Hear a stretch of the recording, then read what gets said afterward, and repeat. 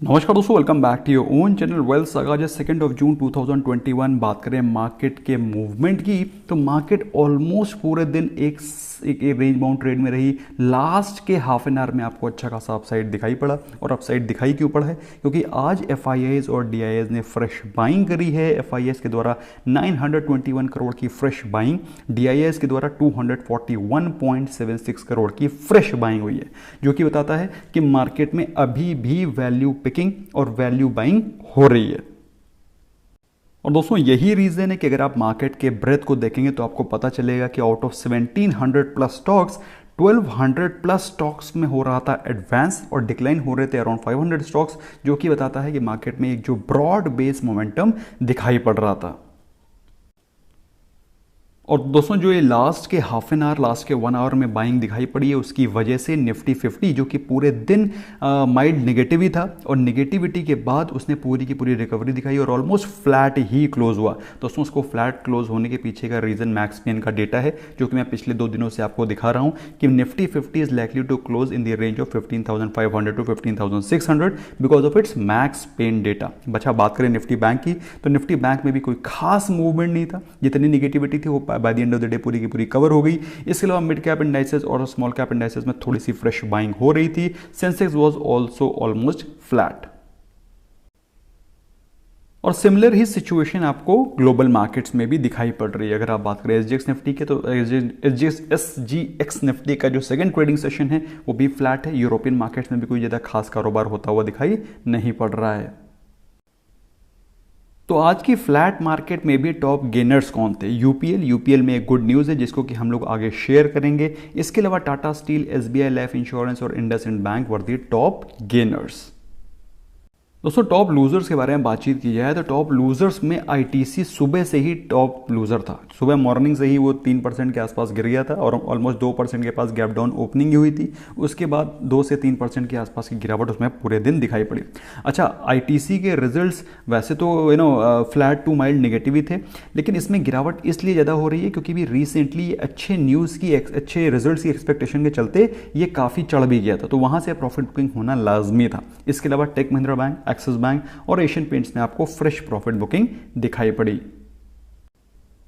तो दोस्तों अगर आप निफ्टी 50 का डेटा देखेंगे तो आपको पता चलेगा कि निफ्टी 50 ने आज पूरे दिन जो रेंज बाउंड कारोबार हो रहा था उसके by the end of the day पूरा ऑलमोस्ट डे हाई पर क्लोजिंग दी है, जो कि बताता है कि निफ्टी 50 में कल के दिन भी पॉजिटिव मोमेंटम कंटिन्यू रह सकता है।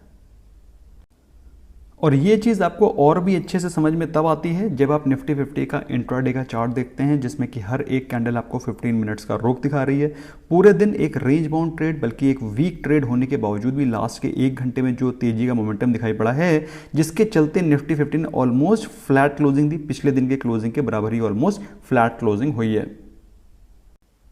और दोस्तों डिट्टो चार्ट आपको दिखाई पड़ रहा है निफ्टी बैंक पे, एब्सोल्युटली सिमिलर चार्ट, क्योंकि आप देखेंगे तो लास्ट में 1 घंटे में, आधे घंटे, पौन घंटे में आपको निफ्टी बैंक में भी बाइंग दिखाई पड़ी है। लेकिन निफ्टी बैंक उतना ज़्यादा वीक नहीं था जितना कि निफ्टी 50 था, but at the end of the day they both ended up gaining, और इसी प्रकार का मोमेंटम कल भी आप एक्सपेक्ट कर सकते हैं। दोस्तों बात कर लेते हैं गुड न्यूज़ की। जैसा कि मैंने आपको प्रॉमिस किया था कि यूपीएल में क्या अच्छी न्यूज़ है उसके बारे में हम लोग डिस्कस करेंगे। तो भाई यूपीएल में रेटिंग एजेंसी फिच ने उसके जो आउटलुक है, यूपीएल के आउटलुक को स्टेबल करार दिया है, जो कि पहले उनका जो रुख था, उनका जो व्यू था वो नेगेटिव था। तो नेगेटिव से स्टेबल एक पॉजिटिव रेटिंग है, और इस री रेटिंग के चलते यूपीएल में आज अच्छी खासी तेज़ी आपको दिखाई पड़ रही थी। इसके अलावा दोस्तों चाइना ने जो स्टील प्रोडक्शन है उसमें कर्ब्स लगा रखे थे चाइना में, और उसको ईज करने की बातचीत सुनने में आ रही है। अगर बाई चांस स्टील प्रोडक्शन के कर्ब्स में कमी आती है तो ये इंडियन स्टील कंपनीज के लिए ज़्यादा अच्छी न्यूज़ नहीं होगी, क्योंकि India is the major exporter of steel to China. तो भाई अगर वहाँ पे प्रोडक्शन शुरू हो जाएगा तो इंडिया की स्टील कंपनीज को डेंट लग सकता है। सो मेरे हिसाब से थोड़ा सा प्रॉफिट को बुक किया जा सकता है। इसके अलावा दोस्तों आज मुथूट फाइनेंस के रिजल्ट्स है, and results were okay, results were not very encouraging. Profit में थोड़ी सी कमी आई थी, लेकिन जो चीज़ बहुत पॉजिटिव है वो है कंपनी की एसेट क्वालिटी। नेट जो ग्रॉस एनपीए है वो आया है 0.88%, जो कि पिछले क्वार्टर में 1.3% था, मतलब इंप्रूवमेंट। अगर बात करें मार्जिन्स की तो मार्जिन्स में कोई ज़्यादा खास इंप्रूवमेंट दिखाई नहीं पड़ रहा है, और जैसे कि मैंने आपको बताया कोई ज़्यादा खास प्रॉफिटेबिलिटी भी नहीं थी। लेकिन asset quality is one of the major things for bank, for NBFCs, तो जिसके कारण आपको इसमें इंप्रूवमेंट दिखाई पड़ रहा है, और जिसके चलते मुथूट फाइनेंस में अप्रॉक्सीमेटली 7% का जंप भी दिखाई पड़ा, so which is a positive news. Okay इसके अलावा बात करते हैं दोस्तों MTAR टेक्नोलॉजी के, जिसके रिजल्ट्स हैं नेट प्रॉफिट इज अप 104%, मतलब पिछले साल जितना प्रॉफिट था उसका दुगना हो गया प्रॉफिट, वेरी नाइस। रेवेन्यू के बारे में बात की जाए तो 12% ऊपर है, और 3 रुपये पर शेयर का डिविडेंड भी कंपनी ने अनाउंस किया है। इसके अलावा PVR के रिजल्ट्स आए दोस्तों, PVR के रिजल्ट जैसा एक्सपेक्टेड थे वैसे ही हैं। नेट लॉस ऑफ 289 करोड़, जो कि पिछले साल 74 करोड़ का लॉस था, मतलब 7 4 28, 4 गुना हो गया लॉस, क्योंकि कंपनी के जब थिएटर खुल नहीं रहे हैं, कोई मतलब रेंट जो है जहाँ पे जो देना है वो तो देना ही पड़ेगा, जो जो खर्चे हैं, जो मेंटेनेंस है वो तो लगना ही लगना है, तो ओवरऑल जो खर्चे हैं वो चलेंगे ही चलेंगे। कंपनी के पास इनकम नहीं है, इस कारण उसके लॉस आपको बढ़ते हुए दिखाई पड़ रहे हैं। फिर भी जो रेवेन्यू है वो 60% डाउन है, 263 करोड़ रुपीज़। अगर एबिटा के नंबर्स के बारे में बात करें तो EBITDA is down 86%। Motherson Sumi, my god what a result and what a move in Motherson Sumi, approximately 11%, intraday 11% चला गया था मदरसन सुमी, 10% तो छोड़ दो, 11% के ऊपर ही निकल गया था। इनफैक्ट मदरसन सुमी के जो रिजल्ट्स हैं उसमें net profit is up 290%, revenue is up 17% और एबिटा इज डाउन 4%। लेकिन इतनी शानदार प्रॉफिटेबिलिटी को चलते देखते हुए मार्केट की एक्सपेक्टेशन से कहीं ज़्यादा बेहतर रिजल्ट थे, और कंपनी बहुत ही एग्रेसिव लग रही है अपनी फ्यूचर आउटलुक को लेकर के भी। और कंपनी का मानना यह है कि अगले 4 साल में कंपनी के जो ग्रोथ है वो और भी ज़्यादा आले दर्जे का होने वाला है, जिसके चलते जो मैनेजमेंट की कमेंट्री थी काफ़ी एग्रेसिव और पॉजिटिव थी, जिसके चलते स्टॉक में अच्छा खासा जंप आपको आज दिखाई पड़ा। अच्छा इसके अलावा दोस्तों नॉट सो गुड न्यूज़ क्या, नॉट सो गुड न्यूज़ में सबसे पहली चीज़ तो जो कोविड केसेस चल रहे हैं वो तो आपको मालूम ही है। अभी जो पहले 4-4 लाख केस आते थे, अभी 1 लाख 1,20,000 1,30,000 के आसपास केसेस आ रहे हैं।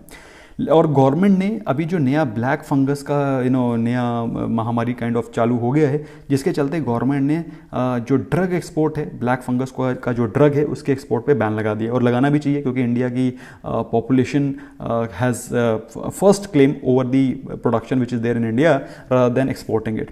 तो सही है, डिसीजन सही है, लेकिन इससे जो कंपनीज़ हैं जो कि ब्लैक फंगस के ड्रग एक्सपोर्ट ड्रग्स प्रोड्यूस करते हैं लाइक सिप्ला, तो इन सारी कंपनीज़ के ऊपर थोड़ा सा, क्योंकि ये इनको फॉरेन में रेवेन्यू ज़्यादा बेहतर मिल जाता है, इंडिया में तो ऑफ कोर्स उतना ज़्यादा बेहतर रेवेन्यूज़ नहीं मिलते हैं, तो ओवरऑल इन कंपनीज़ के लिए नेगेटिव है। लेकिन मेरे हिसाब से black fungus drug should be kept in India to cater for the requirements of India first. इसके अलावा दोस्तों एक चीज़ जो कि डायरेक्टली इंडिया की इकोनॉमी और ग्रोथ से एसोसिएटेड है वो है क्रूड ऑयल, और क्रूड ऑयल इस समय अपने दो ढाई महीने के ऑलमोस्ट हाई पर चल रहा है, $70 पर बैरल पे पहुंच गया है। ऑल्दो इससे कुछ कंपनीज बेनिफिशियरीज हैं like oil India, like ONGC, Selan exploration and so on, HOEC and all. लेकिन दोस्तों ये सारी की सारी जो कंपनीज हैं इनका बेनिफिट है, लेकिन ओवरऑल इंडियन इकोनॉमी के लिए अगर क्रूड का प्राइस बढ़ता है तो that's not a very positive sign, क्योंकि India is a major importer of crude oil. So दोस्तों आई होप ये वीडियो आपको पसंद आया होगा, पसंद आया स्मैश करें लाइक बटन, और अपने फ्रेंड्स के साथ भी शेयर करें ताकि उनको भी इस इंपॉर्टेंट इन्फॉर्मेशन के बारे में पता चल सके। Thank you so much, bye bye for now.